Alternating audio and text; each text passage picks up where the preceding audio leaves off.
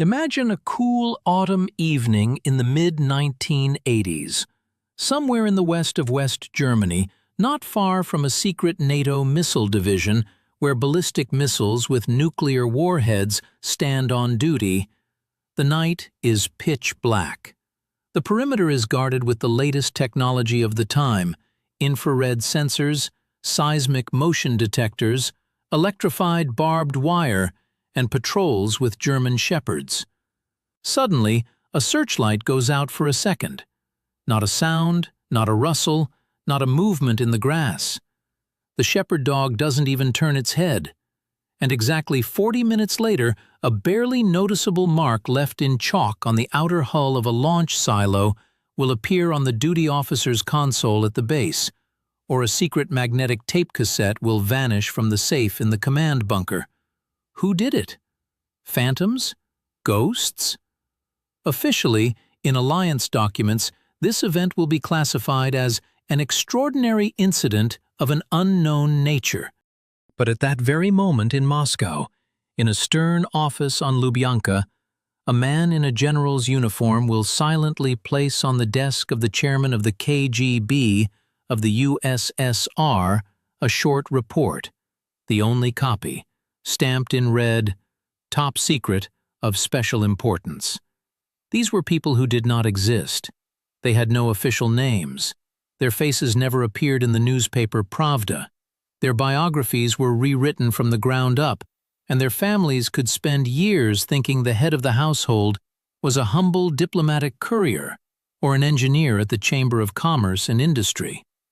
The Vympel Special Purpose Group, the highest point of evolution of Soviet foreign intelligence, the legendary Department V of the first Chief Directorate of the KGB of the USSR, the Special Forces of Special Forces, created to carry out tasks no army in the world would undertake.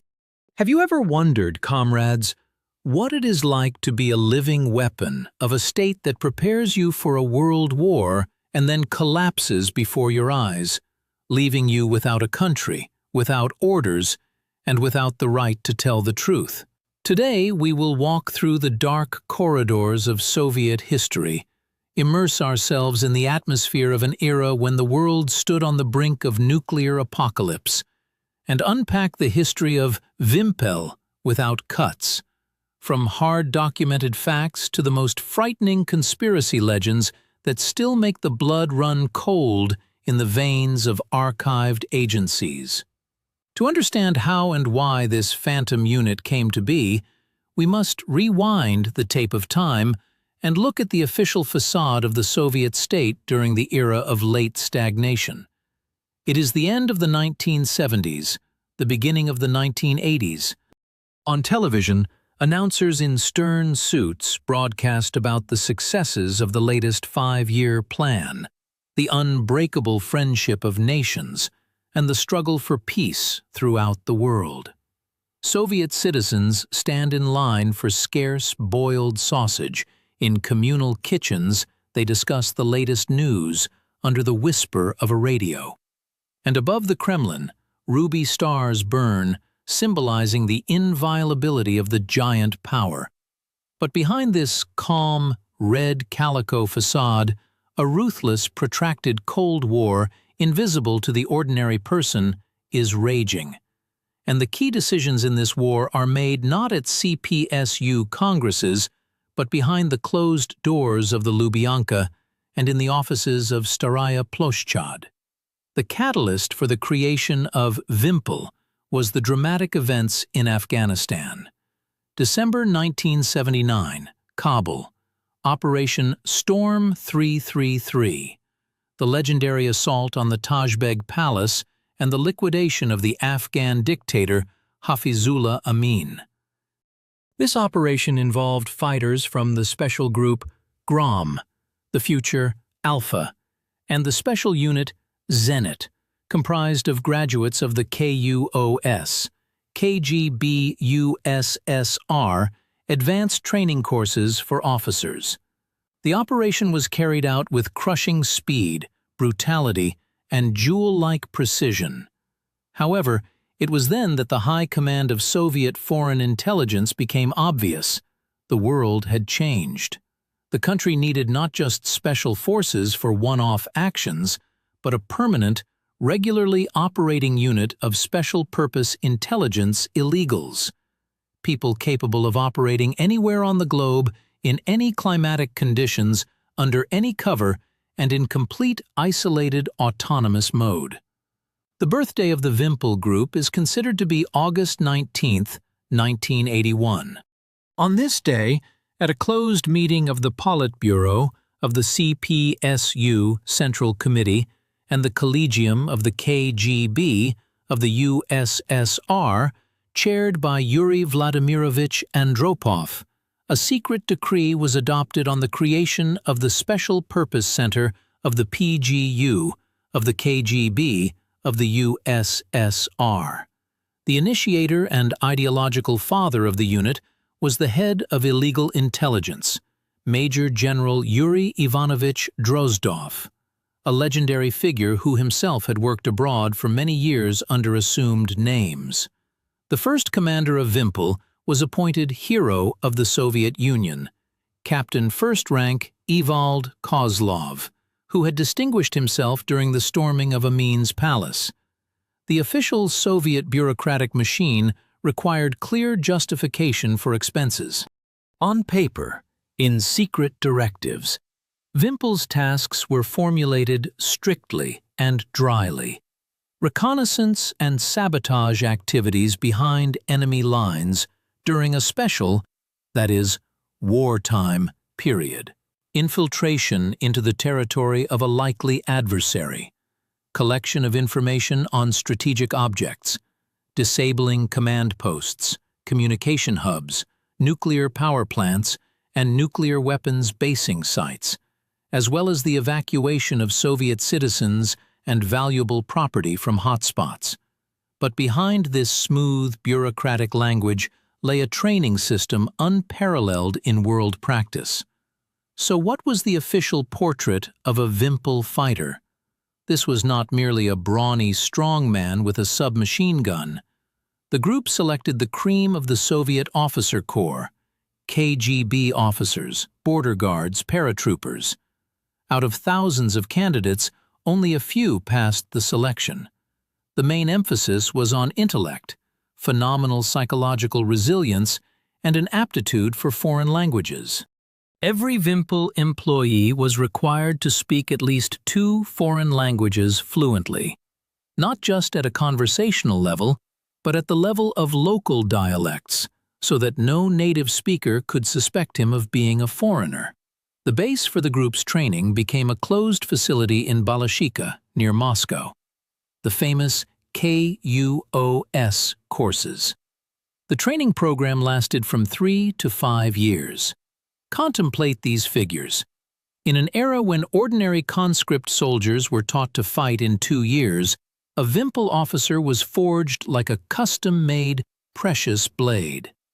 The program included the highest level of mountaineering training, diving, parachute jumps from extremely low and extremely high altitudes, operation of all types of vehicles, from a light motorcycle and a racing car to a helicopter and a combat boat.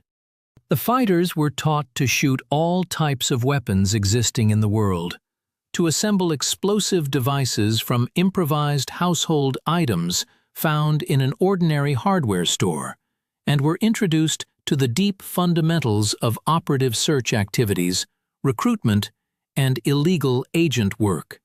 They underwent the most severe hardening in the mountains of the Pamirs, the jungles of Vietnam, the deserts of Cuba, and the harsh conditions of the Arctic. They were intellectuals of forceful action, capable of replacing an entire division. Official chronicles tell us that in the 1980s, Vympel was used as a unique tool for assessing the USSR's own security.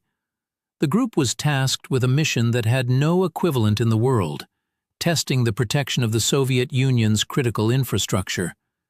These were the so-called Neman exercises and their analogues. Under conditions of absolute secrecy, Vympel fighters were infiltrated into the territory of the USSR with the assignment to carry out sabotage at the largest atomic stations, secret research institutes, ammunition production plants, or closed administrative territorial entities, the famous closed cities. The local leadership of the KGB, Ministry of Internal Affairs, and Army was warned that a group of a likely adversary was operating in their area and was put on alert. In 90% of cases, the Vympel intelligence officers easily bypassed all cordons, penetrated the inner sanctums of guarded objects, planted dummy explosive devices right on the reactors or in the safes of factory directors, left symbolic markers there, and then left the area undetected.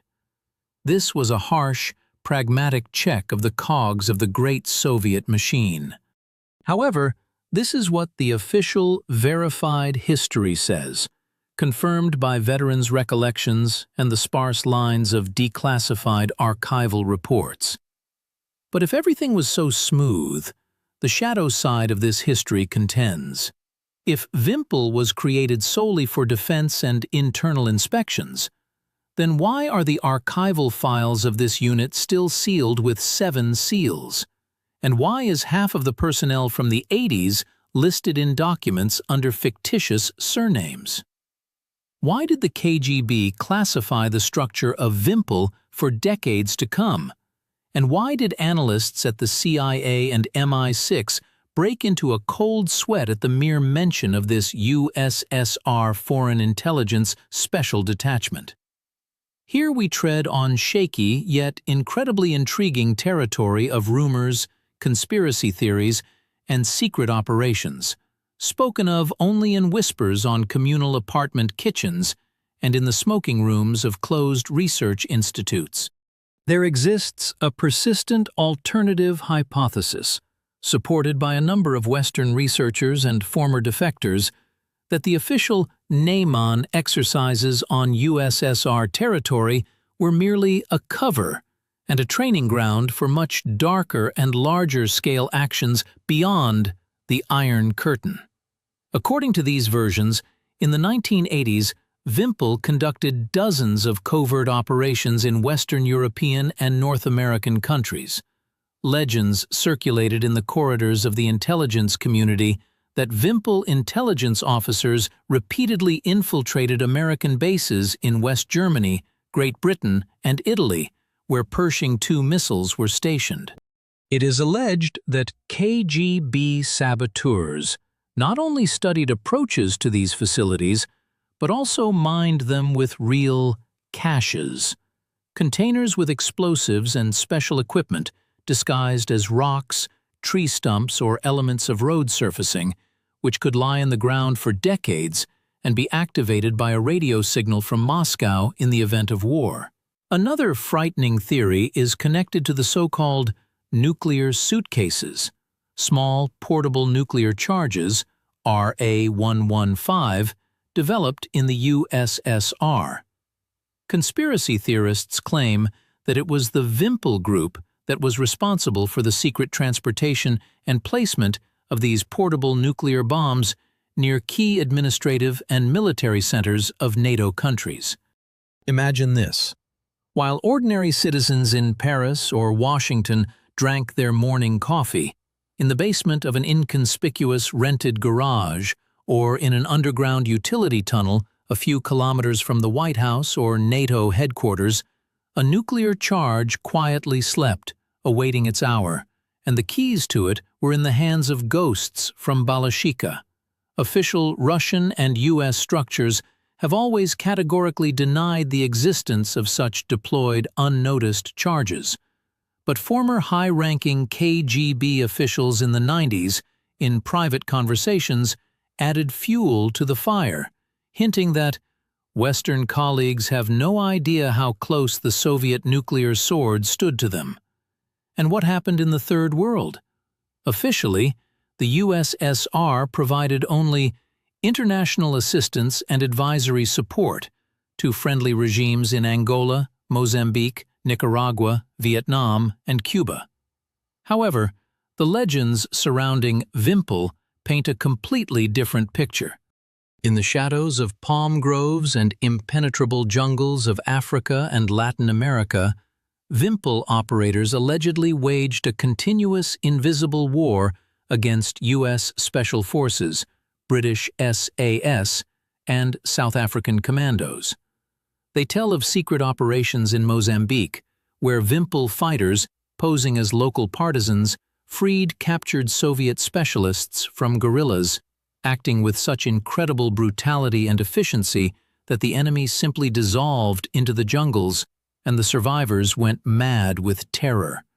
They tell of night raids in Nicaragua, where Soviet ghosts sank CIA-supplied Contra boats, leaving not a single shell casing or a single trace that could point to a Soviet trail.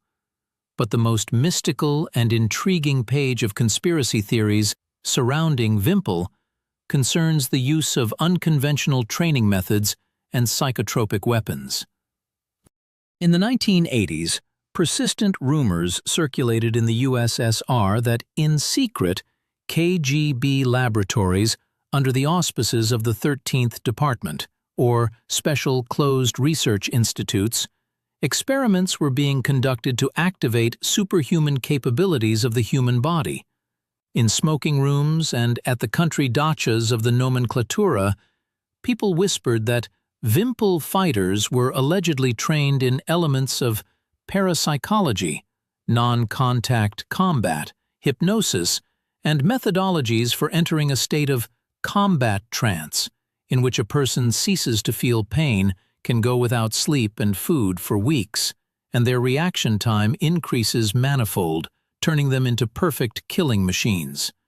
It was claimed that commandos were injected with experimental serums developed by Soviet pharmacologists, which accelerated wound healing and blocked fear. Of course, there is no official confirmation of these super soldier programs in the open archives, but the very fact that such myths arose around Vympel speaks to the colossal, almost sacred awe that this group inspired in its contemporaries. But let's stop this stream of intriguing hypotheses and apply a cold, sober, historical analysis. Where is that fine line where conspiracy theory breaks against harsh historical facts, and where did official Soviet historiography conceal the truth? Comparing the versions, one understands the reality of Vympel was both simpler and more tragic than any conspiracy tale.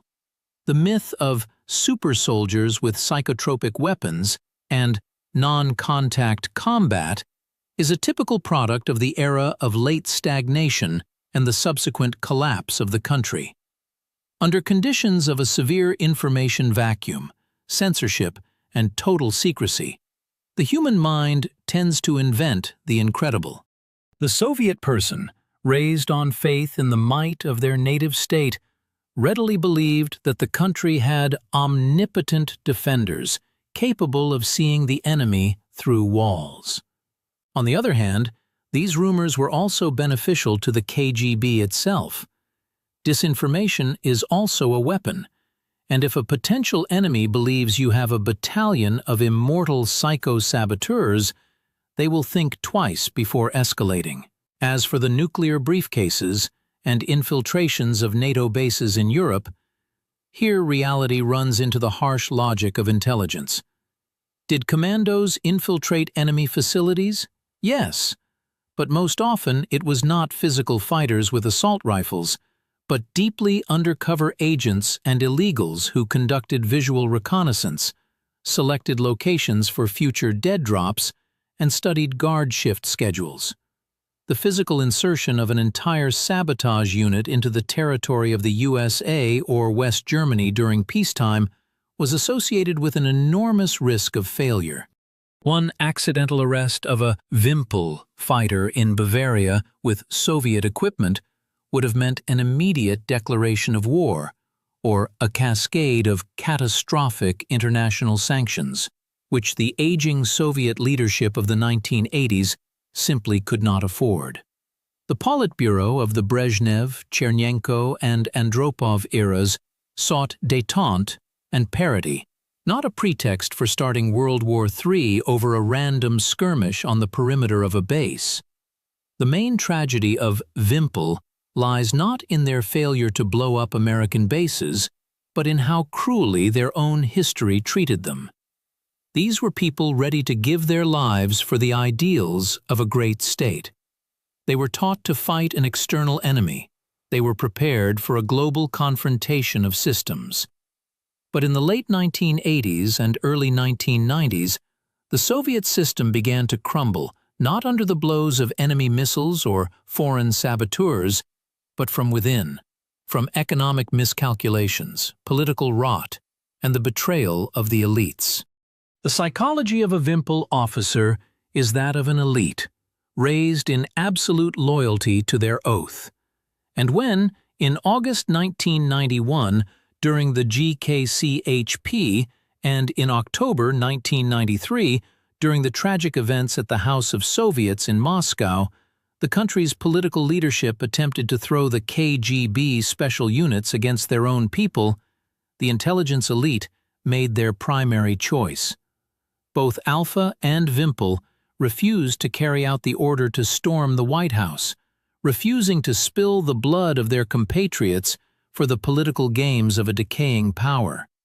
It was a gesture of the highest officer's dignity, but the system does not forgive such disobedience. In 1993, as punishment for refusing to participate in the bloody shooting of the parliament, by decree of President Boris Yeltsin, the Vympel Group was withdrawn from the state security agencies and transferred to the subordination of the Ministry of Internal Affairs, to the jurisdiction of the police. For top-class foreign intelligence officers, fluent in several languages and prepared for global operations abroad, the suggestion to catch criminals and racketeers sounded like mockery and humiliation. In protest, 110 out of 112 Vympel officers submitted resignation reports. A unique collective, built up over decades, singular specialists, into the training of each of whom millions of Soviet rubles had been invested, were suddenly no longer needed by the new government. Some went into business, some into private security structures, and some took their secrets to the grave, never having waited for the top secret classification to be lifted from their exploits. Later, at the end of the 90s, the unit was restored within the FSB as Directorate V of the Anti-Terrorism Department, but that was a completely different era, different tasks, and a completely different country. Today, looking through the prism of time at the history of the Vympel Group, we see not just a dry list of secret operations and special courses. We see a large-scale dramatic tale of people who were the ghosts of a great empire. They carried out orders where conventional diplomacy faltered and vanished into the darkness, not expecting medals, loud applause, or newspaper articles. Their main reward was the awareness that they held the world on the edge of the abyss, while the cogs of the great Soviet machine continued to turn. So who were the fighters of the Vympel Group really?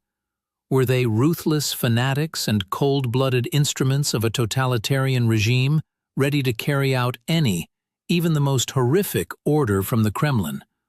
Or were they true knights without fear or reproach, who demonstrated the highest humanism and courage when they refused to shoot their own people at the turning points of history? Or perhaps the truth, as is often the case, lies somewhere in the middle, in those very files sealed with wax that are still kept in the deepest and darkest archives of the Lubyanka. Write your opinion in the comments, comrades. Which version of Vympel's history seems more convincing to you, the harsh official documents or the intriguing shadow chronicle? Don't forget to like and subscribe to our channel so you don't miss new declassified materials and new dives into the darkest and most captivating secrets of our history. Until we meet again on our historical front.